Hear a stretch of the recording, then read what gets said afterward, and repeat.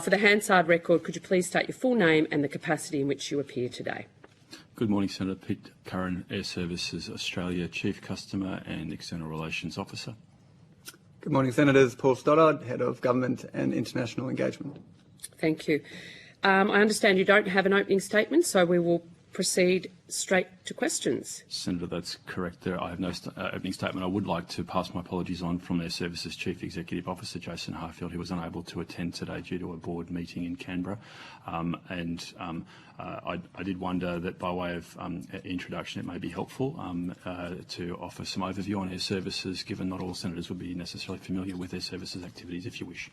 I know that we've got more questions at this end of the table than we have time available. So there'll be a lot put on notice, and Senator Sheldon, you can kick off. Very good. Thanks very much, Chair, and thanks for joining us this morning. Look, I understand late 2021 Airservices brought in air traffic controller retirement incentive schemes. There's been a lot of comments about staff shortages. Can you just take us through how many people were lost through that scheme and what consequences we're seeing about this as a result of staff shortages at the moment, so how those are interrelated? Senator, yes, I can.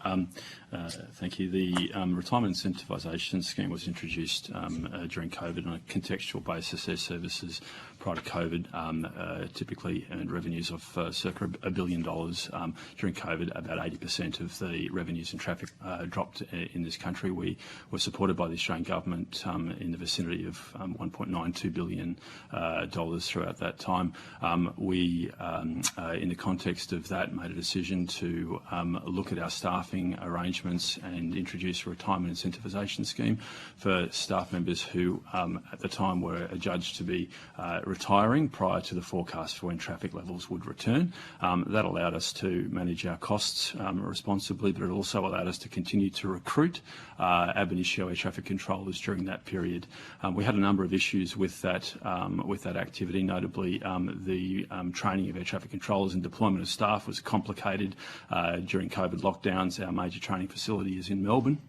And movement between our different locations nationally was complex as a result of some of the border shutdowns. So for a range of reasons, our training pipeline didn't come through as anticipated, and the consequence of that is that we now have some staffing issues in certain locations, and we've acknowledged that in the last 6 months. We are now working toward an active recruitment campaign. In terms of specific numbers, Senator, the retirement incentivisation scheme, approximately 140 air traffic controllers retired early during 2021. Since 2020, we've recruited 102 ab initio air traffic controllers in the past 3 years. We've opened our pipeline to training to increase that, and we now expect to have an additional 72 air traffic controllers in our system by the end of this year. That's a mixture of an additional 72 ab initio and experienced air traffic controllers. Experienced air traffic controllers typically come from the Royal Australian Air Force, and so they have substantial experience. We can move them into roles relatively quickly. Ab initio controllers tend to take approximately 2 years to become fully operational. So what's the effect on aviation at the moment with those shortages? What delays are we seeing? What impacts are we seeing? One of the consequences of that is that we've had some locations where we've had limited staffing available to be able to deploy in the event that we have illness or sickness in our workforce. The consequence of that practically for aviation has been that we've had to implement a range of procedures where, to maintain aviation safety, we restrict the throughput, we restrict capacity. At no stage has safety been impacted, but we have had to reduce the number of aircraft that can fly through given volumes of airspace, and that's had the effect of delays and also a level of cancellation. I can provide some statistics on those delays and cancellations, Senator, if you wish. Those statistics would be helpful. If you're able to get those now, that would be helpful if they're clear and straight to the point. Senator, I think they are. If I was to take the most recent statistics for July and August, Airservices has had cancellations attributable to our performance. That's typically been staffing. There can be a mix of some system issues in there as well, but largely it relates to staffing challenges for Sydney, Melbourne, Brisbane and Perth airports, the attributable delays to air service have been approximately 4% over the month of July and August. And for some context on those numbers, if I just drill into Sydney, Sydney we've seen a little over 100 cancellations in total during the month of August, of which Air Services was responsible for approximately 4%. So does it affect on capacity, obviously capacity in various airports? That's our major trunks are being affected by the incapacity of air traffic controllers. That's correct, Senator.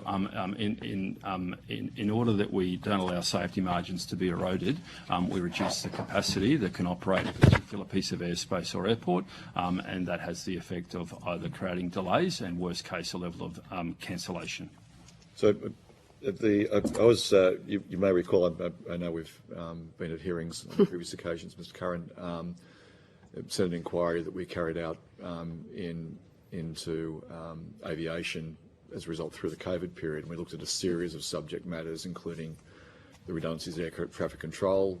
We looked at the airlines, and there was a number of concerns raised by various parties, including from the senators asking the questions, and I include myself, about our concerns about our capacity to be able to switch back on with the amount of redundancies and terminations that were taking place.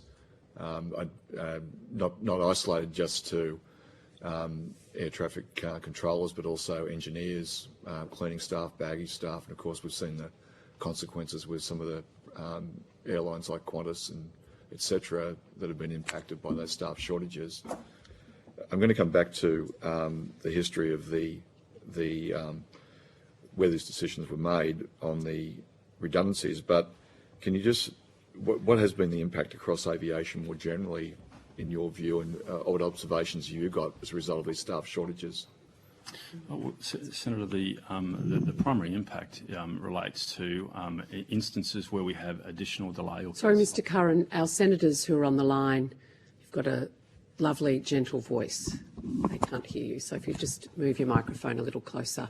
My apologies. Your outside voice. Thank you, I will.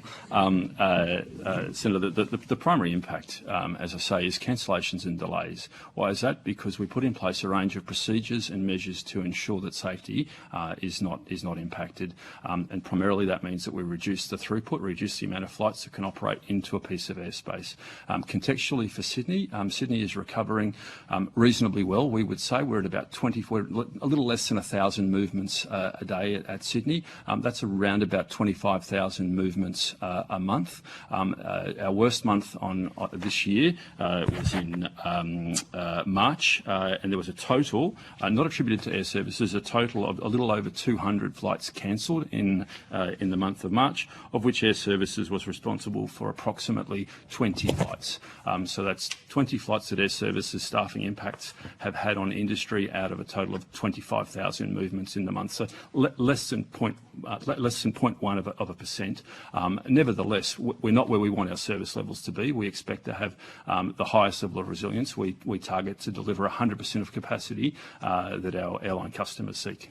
So that's cancel. If I understood correctly, that's cancellations. Correct. But what about cancellations and delays? What's that percentage? And so one of the processes we have in place is the every day before we set the next day's rates, air traffic control slots, if you will, for the next day. Every day there is a coordination call that takes place between Air Services Australia, the Bureau of Meteorology, airlines and airports to have a look at a range of considerations, predominantly weather, for how the next day operation will look at our major locations.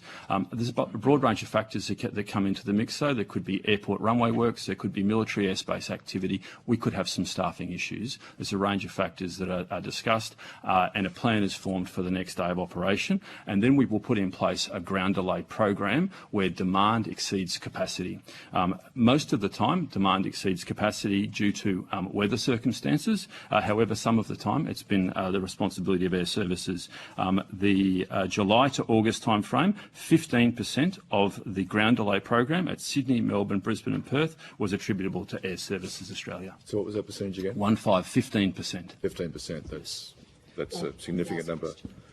Because I assume that in the Minister went back to this important question about the impacts on the travelling public and a capacity for getting more planes into our airports, and obviously air traffic controllers aren't there, and you've highlighted the importance of safety as a primary function. But it does seem to me that a wrong decision has been made in 2021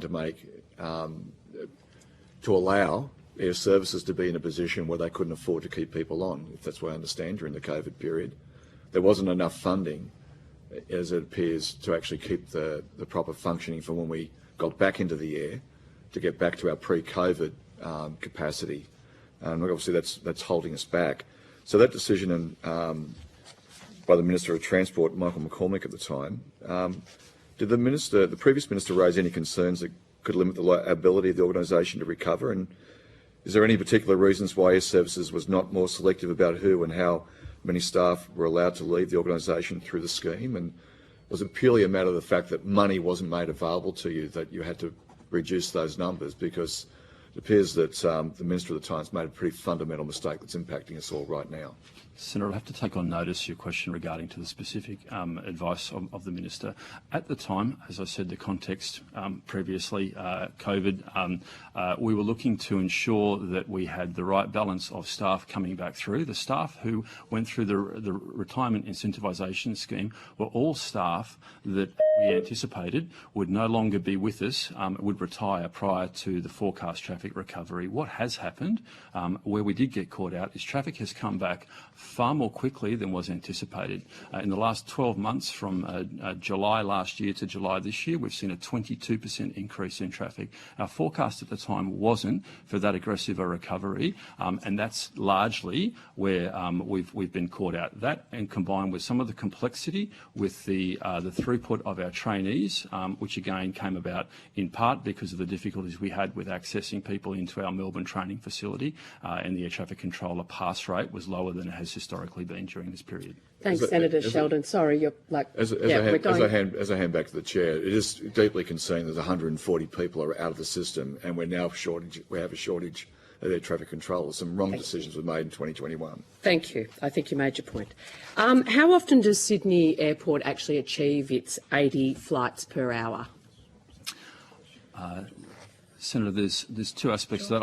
I'd have to take the specifics on. My understanding is it's less than 1%. Senator, I would say that the time where Sydney has a demand in excess of 80 an hour is a very small percentage, and then there is a lesser percentage. Well, maybe on notice you can clarify that for the committee. Yes, Senator. Why can't Sydney regularly achieve 80 an hour? Senator, there's a really broad range of inputs. Aside from the staffing issues you've spoken about?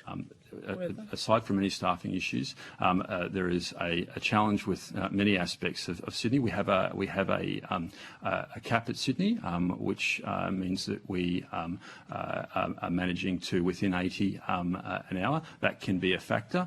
There are some challenges with the way the traffic presents on the day. We have, as I said.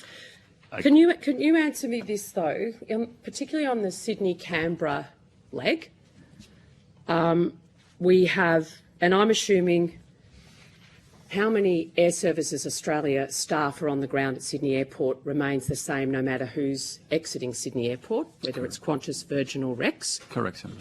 I assume they all experience the same weather? Correct, Senator. So they're two big factors that you're talking about. Why is it that one particular group, why is it in particular that Qantas, shall we say, has an exceptionally high number of cancellations and delays out of Sydney to Canberra when compared to Virgin and Rex? Senator, the statistics that Airservices keeps are very much about our own accountability where we cause delay and cancellation. The number I quoted for Sydney... It's a pretty small industry. I think you'll know the answer, Mr Curran. Senator, I'm not in a position to make observations, and we deliberately don't make observations on that in the reporting that we do. We provide a daily report and a monthly report on the network performance. I'd be more than happy to table the monthly report that I was referencing previously. That'd be fantastic. Senator Sheldon. Thank you. But we're not in a position to understand some of the internal decision-making of any airline, and as they make their own business decisions around So do how you they think, optimise. so I'm just sorry we're having to rush through, we would have loved you for an hour. But do you believe the current slot system is working for Australian travellers in and out of Sydney at the moment? Senator, I don't have a particular view on the performance of the Australian slot system at present. It operates within a worldwide frame, which is the IATA Worldwide Global Slot System. Because particularly the Sydney-siders, but the travellers I talk to and that this committee has, gotten very exercised about, have huge concerns with cancellations and delays, particularly in and out of Sydney, getting worse, not better, as we proceed post-COVID towards recovery. So I'm just, given you're a key component and you're the one that gets blamed whenever that happens by the airlines, I'm interested that you have no opinion. Senator, there's two. I understand your question to be around airport slots. The slots that Airservices deals with are air traffic control slots. They are landing slots that are organised for the next day. The slots I understood you were referring to were airport slots. They are determined strategically every 6 months between the airport, ACA, that's Airports Coordination Australia, and airlines. And there's a process that's undergone for that coordination. We've got them later in the day, so we'll be able to go into that detail. Airservices is not a decision maker in that frame. We provide input around airspace and runway capacity. But no one can take off without you, can they? The slot determination process happens entirely. No, I appreciate outside that, of but us. no one can leave Sydney Airport without. That is a tactical slot which is managed on the day as a concept. They're really quite separate things. No, I appreciate that. I appreciate that. Is it true that you have one of your staff members there with a clicker in the tower counting the planes as they? I'm just dealing with the rumours I hear. We have a position which is known as a movement monitor. And how is the movement monitored? They are counting the aircraft that How are do they operating. count them? They have a clipboard and a pencil, and they use a range of tools. We have a radar system. Is one of the tools a clicker? I'd have to take that on notice, and I actually don't know. I worked in Sydney Come for a on, number Mr. of years. Curran, it's but not estimates. You don't need to, don't know if they use a clicker. There you go. Well, mate, that one would be fantastic if you could get that on notice. I know other senators have questions, so I'll be very, very quick. Recently, the FAA announced changes to the New York region slot management system to provide greater flexibility to account for disruptions. Are you aware of those changes? Only through media reports, Senator. Yep. I'm aware broadly of the issues that the FAA has been having with regard to its East Coast operations and staffing issues. Not the same causes, but similar outcomes as we've experienced in this country with regard to recovering from COVID. They've also had some very long-term staffing issues for decades in places like New York. Yeah, and it sounds like we're experiencing the same staffing shortages here over time as well. Do you believe that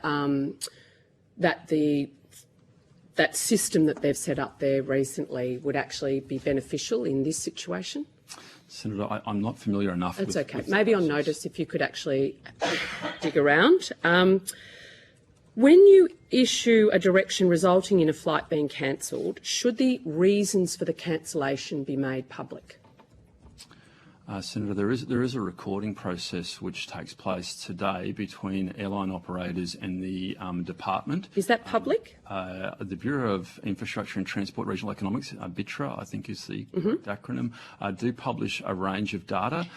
Do they publish the reasons? I'd have to check. There are a range of codes. There is an IATA publication of more than 100 codes which can be used for airlines to be able to code up the reasons for delay, whether that's due to air traffic control, whether runway works, their own internal issues. Where Airservices Australia has issued a direction resulting in substantial delays to a flight or a cancellation of a flight, and where the reason for the direction is as a direct result of failing from Airservices Australia management, for example, shortages of staffing, etc., should Airservices Australia be responsible for contributing to any remediation under a customer protection framework? Senator, that'd be a matter for government policy, and I understand that those sorts of considerations have been canvassed in the Green Paper, and we'll provide, we'll participate as we should in any government policy through our implementation. Senator Smith. Thank you very much, Chair, and thank you, gentlemen, for making yourself available. The most recent and last ACCC monitoring report in June of 2023 identified two features that were significantly undermining or diminishing competition in Australia's airline industry, and I'm curious to know if Airservices Australia has an observation about those two features. The first is that the ACCC said that the current regulatory arrangements were allowing airlines to retain slots in perpetuity, exacerbating capacity constraints. Secondly, the ACCC said that airlines can exploit the scheme by acquiring and hoarding slots for strategic reasons. Does Airservices have a view about those two observations made by the ACCC? Senator, I wasn't aware of the ACCC report until just now. I don't have any observations to make. The Airservices Australia is unaware of the ACCC monitoring regime. I personally was not aware of the June report. Mr. Stoddart? I was aware of the report, but not the detail of the report. The matters that you've just raised, Senator, again go to, I suppose, government policy, of which we participate in those discussions but don't offer commentary on. So Airservices Australia does not have a view, is blind to the assertions from the ACCC that some airlines are acquiring and hoarding slots for strategic reasons. Senator, as I said before, the airport slot process, Airservices' involvement in that is limited to providing inputs relating to airspace and runway. I would expect a competent air services regulator in this country to be observing lots of things about the industry, even those that are beyond its formal regulatory scope.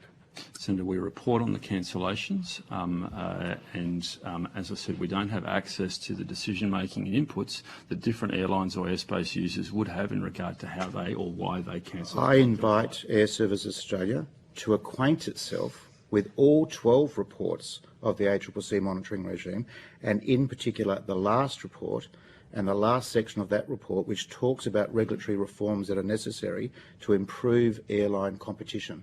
So I'm interested in Airservices Australia in providing to the committee a view about those two observations.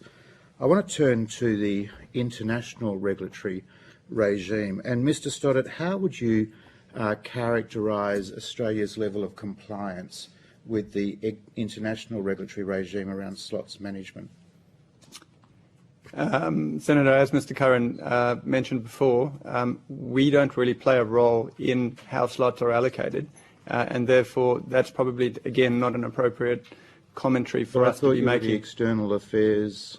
I thought you had external affairs responsibilities. So, Senator, I've got government and international engagement as my responsibility. The government is probably more similar to, say, a parliamentary coordination role that you would find in departments. So we respond to questions on notice responses, we table corporate plans and annual reports, general government business. In terms of international engagement, that's our capacity building programs with countries like Indonesia, Papua New Guinea, and so that's where our remit lies in terms of international engagement. So again, Airservices Australia doesn't have a view about Australia's regulatory compliance or international compliance with the worldwide airport slot guidelines regime. Senator, that process is run by the International Air Transport Association. Participation is through airports and, in this country, ACA and airlines. Airservices has no role, no decision-making role in that. We deal at the tactical end of ATC slots, not at the airport slot frame where there is, that's a 6-month cycle. We deal in next day of operations. So Airservices Australia would not expect to have any involvement, not to be consulted around anything to do with airport slot guideline management and international regulatory compliance. That's correct, Senator. It is not within our purview. We operate facilities for the safety, regularity and efficiency of air navigation, and specifically that means we provide air traffic control services and air traffic services and aviation rescue firefighting services. The slot process is around the engagement between airports, ACA and airspace users. I shouldn't just say airlines. There are other airspace users other than airlines that use slots. And sorry, Senator, just to clarify, we're not a regulator. We're a service provider, and we work very closely with CASA, who is the aviation safety regulator. Yeah. I just want to turn to the matter of absenteeism. which received some media commentary earlier in the year. So others have talked about the retirement program and the effect that has on availability of professional staff. Can you give us an update in regards to absenteeism? Senator, thank you. Yes, I can. Absenteeism across the air traffic control employee base, which is what I think the commentary was that you're referring to, not other employees, air traffic control base, peaked at approximately 21 days per control on average earlier this year. It has been coming down. We put in place a range of measures looking at rosters, looking at a range of practices that had come into the organisation over the last number of years during COVID, and we're seeing that come down. It's come down slightly, but not sufficiently. For context, pre-COVID, we were a business that operated about 12 to 13 sick days per controller on average per annum. I shouldn't say sick days. Unplanned absences is the correct terminology. Unplanned leave, I think, is how it was characterised. Yes, and taking leave at short notice is how. That's right, and that can be for a range of reasons. So we think that's what our pre-COVID context looks like. Like a lot of businesses, we're working toward getting back to something that looks like our pre-COVID performance levels, finding that challenging across a number of aspects. So when do you expect to get back to your pre-COVID performance levels? We don't have a specific forecast for that. Perhaps you could take it on note. Perhaps someone could build a forecast and share it with the committee. Thank you. Thank you, Senator Smith. Have you advised Minister King on the accusations of slot hoarding, or provided her with your expertise in how it... No, Senator. Has she requested... No, Senator. What engagement have you had with Minister King or her office since over the last 16 months? I'd have to take on notice of specific meetings that we've had, but Mr. Scott, I might be able to give a broad overview. But nothing on the competition piece? Nothing on the competition piece? Or on slot hoarding? Or on slot hoarding? Or cancellation and delays that we're seeing, particularly from Qantas on the Sydney and Canberra? Not on any of those topics, Senator. Thank you. Senator Sheldon, did you have a final question? Sorry, Senator White. So can I just understand what you're saying? The privately owned airports are the ones who control the slots with the airlines. Is that your evidence? And ACA, Airports Coordination Australia. And what's the balance of influence between the two of them? Senator, it's not a process that we are actually intimate with at all, and so I couldn't make offer a view as to the balance. Right. And so, can you offer any commentary on, as an observer, as to how you see it working, or is that beyond what you're... Senator, the only observation I could make is that it's a model that's very consistent globally. Most states, most nations have an ACA or equivalent with similar functions, undertaking similar activities, engaging with airports and airspace users to manage the scarce resources that are airport slots. And so your job is, just as you've explained, as I understand it, is to match what those slots are and how they play out on a day-to-day basis, and make sure you've got air traffic controllers to cover that work. Is that... That's correct, Senator. If I could contextualise it like this, the slots that are dealt with through the airport slot frame work in 15-minute windows. We're typically looking at managing number of seconds on a runway. Thank you. That's all my questions. Thank you. We thank you for your evidence. There will be lots of questions on notice, as usual. Thank you. I'll now call